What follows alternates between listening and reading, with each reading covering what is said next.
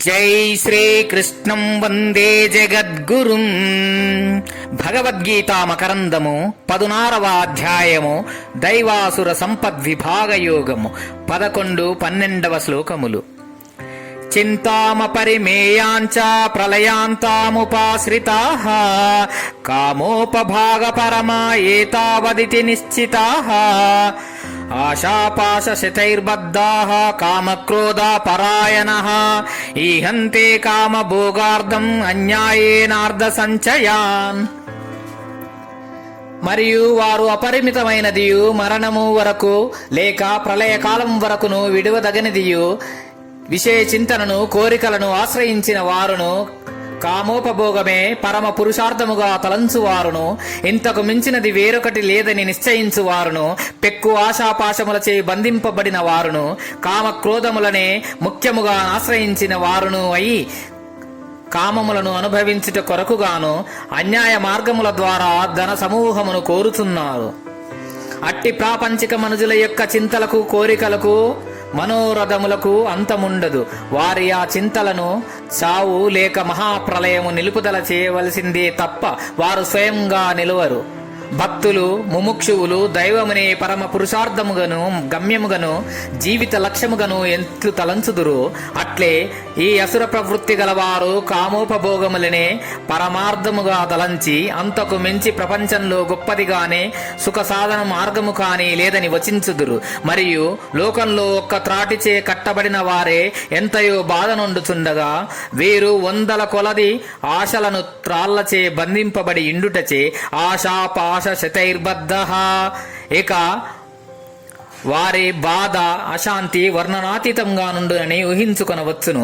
అట్టివారు కామక్రోధములను ఏ కాలమందును విడిచి ఉండక తత్పరాయణులయ్యందురు. మరియు తమ కామోపభోగముల కొరకు అన్యాయ మార్గముల ద్వారా విత్తము అభిలషించుదురు. అర్ధ సంచయాన్ అని చెప్పినందువలన వారు ఏ కొద్ది ధనముతోనూ సంతృప్తి నొందిన వారు కారనియు ధన సమూహముచే కోరుకుందునరినియు అదియు సత్కార్యము కొరకు గాక కేవలము విషయ భోగముల కొరకే అనియు తెలుసుకొనవలసి ఉన్నది. దీనిని బట్టి వీరు 2 ఘోర ప్రమాదములను ఆచరించుచున్నట్లు విదితమగుచున్నది. 1 కామాశ్రయము, 2 అన్యాయార్జనము. కావున సాధకులు ముముక్షువులు ఎట్టి అల్పచరితుల సాంగత్యము చేయక కడు జాగరూకులై ఉండవలెను. అసురు సంపద గలవారు ఎట్లుందురో తెలుపుము. అంతులేని ఆశ చింతలు కలిగి ఎందురు. కామోపభోగమే గొప్పదిగా తలంచుదురు. దానిని మించి మరి ఒకటి లేదని భావించుదురు. పెక్కు ఆశాపాశములచే బంధింపబడి ఎందురు. కామ క్రోధ తత్పరులై ఎందురు. విషయ భోగములకు మక్కుటముగా అనుభవించుచు వాని కొరకై అధిక ధనమును వాంఛించి అన్యాయ మార్గము ద్వారా మోసపు పద్ధతి ద్వారా దానిని సంపాదించదలంచుదురు. భగవద్గీత మకరందము 16వ అధ్యాయము దైవాసుర సంపద్విభాగయోగము 13, 14, 15, 16 శ్లోకములు. ఇదమద్యమయా లబ్ధమిమం ప్రాప్స్యే మనోరథం ఇదమస్తిమపి మే భవిష్యతి పునర్ధవం అసౌ మయా హతః శత్రుర్హనిష్యే చాపరానపి ఈశ్వరో అహమహం భోగి సిద్ధోహం బలవాన్ సుఖీ అజ్జో అభిజనవానస్మి కోవన్యో అస్తి సదృశో మయా యక్షే దాస్యామి మోదిష్య ఇత్యజ్ఞాన విమోహిత అనేక చిత్త విభ్రాంత మోహజాలస్య మావృతాః ప్రసక్తః కామభోగేషు వతంతి నరకే అశుచౌ. ఈ కోరికను ఇప్పుడు నేను పొందితిని, ఈ కోరికను ఇక మీదట పొందగలను. ఈ ధనము ఇప్పుడు నాకు కలుగదు, ఇంకను ఎంతయో ధనము నేను సంపాదించగలను. ఈ శత్రువును నేనిప్పుడు చంపితిని, తక్కిన శత్రువులను కూడా చంపగలను.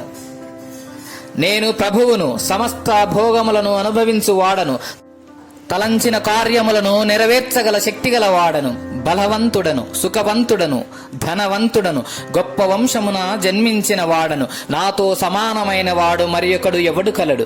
నేను యజ్ఞములను చేసేదను, దానములనిచ్చెదను, ఆనందమును అనుభవించెదను అని ఈ ప్రకారముగా అజ్ఞానం చే మోహము భ్రమనుందిన వారును, అనేక విధములైన చిత్త చాంచల్యములతో కూడిన వారును, మోహము దారాపురు పుత్రక్షేత్రాదులయందు అభిమానము అనే వలచే బావుగా కప్పబడిన వారును, కామములను అనుభవించుట ఎందు మిగుల ఆసక్తి గల వారును అయ్యి వారు అసుర ప్రవృత్తి గలవారు అపవిత్రమైన నరకమునందు పడుచున్నారు. అసుర సంపదను ఆశ్రయించిన వారి స్వభావము చిత్తవృత్తి ఎట్లుండునో ఈ శ్లోకములందు శ్రీకృష్ణ పరమాత్మ చాలా విశదముగా వర్ణించెను.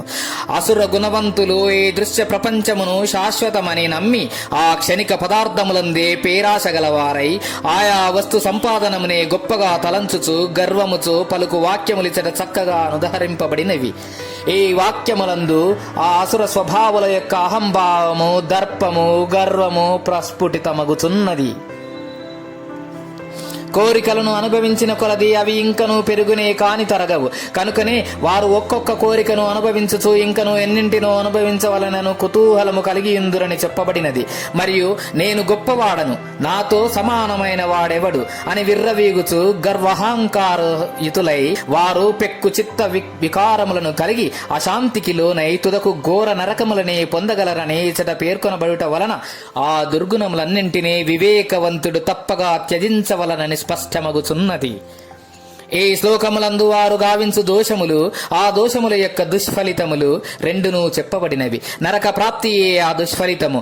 అజ్ఞానులు ఈ ప్రపంచమున ఏవో సుఖములను అనుభవించుచున్నట్లు పైకి గోచరించినను లోక్న అనేక మనోవ్యధలను చిత్త చాంచల్యములను అనుభవించుచు తుదకు అపవిత్రమగు నరకమునే పొందుదురు. వారు అనుభవించు విషయ సుఖములు రాజసుఖములే కాని సాత్విక సుఖములు కావు. రాజస సుఖములు కడకు దుఃఖములనే పర్యవసించును. యజ్ఞములను చేయుదురు, దానములనిచ్చదను అను పలుకుట డంబముకనేకే కాని వాస్తవముగా కాదు. ఒకవేళ వారా యాగాదులు చేసినను పరుల మెప్పును సంపాదించుటకే కాని సదుద్దేశముతో కాదు. వారు గావించు ఆ యజ్ఞాదులు పేరునకు మాత్రమే అని 17వ శ్లోకమున భగవానుడు చెప్పబోవును. నామయజ్ఞస్తే ఇచట సక్తః అని చెప్పక ప్రసక్తాః అని చెప్పుట వలన వారు భోగ విషయములందు లెస్సగా ఆసక్తులై ఎందురని తెలియచున్నది. మరియు పతంతి అని పేర్కొనుట వలన వారు పతనమునే పొందుదురుగాని అభివృద్ధిని కాదని భావము. ఈ శ్లోకములను బట్టి ప్రపంచములో మనుజులు ఎంత బలము, ఎంత ధనము, ఎంత కీర్తి, ఎంత ఐశ్వర్యము కలిగి ఉన్నప్పటికీ చిత్తశుద్ధి లేనిచో, అహంకారము గర్వము తొలగనిచో తుదకు పతనమునే పొందగలరని విదితమగుచున్నది. అసుర సంపద గల వారింకను ఎట్లు ప్రవర్తించుదురో తెలియజేయుడు. వారు ఈ కోరిక ఇప్పుడు నెరవేరినది, ఆ కోరిక త్వరలో నెరవేరగలదు. ఈ ధనం ఇప్పుడున్నది, ఆ ధనము త్వరలో సమకూరగలదు. నేను ఈ శత్రువును చంపితిని, మిగిలిన శత్రువులను కూడా చంపెదను. నేను ప్రభువును, నేను భోగిని, నేను కార్యసిద్ధి గలవాడను, నేను బలవంతుడను, నేను సుఖవంతుడను, నేను ధనవంతుడను, నేను గొప్ప కులములందు జన్మించిన వాడను, నాతో సమానుడెవడు. నేను యాగములను చేయుదును, దానములను చేయుదును, ఆనందమును అనుభవించదను అనే గర్వముతో అజ్ఞానం వలన పలుకుచుందురు. అనేక చిత్త వికారములు కలిగి భ్రాంతి చెందియుందురు. మరియు మోహము, అజ్ఞానము, అభిమానము అను వలచే చుట్టబడి యుందురు. ఎట్టి లక్షణములు గల వారికి ఏ గతి లభించును? వారు అపవిత్రమగు నరకమందు పడుదురు. భగవద్గీతామకరందము. జై శ్రీకృష్ణం వందే జగద్గురుం. గీతాచార్యులు.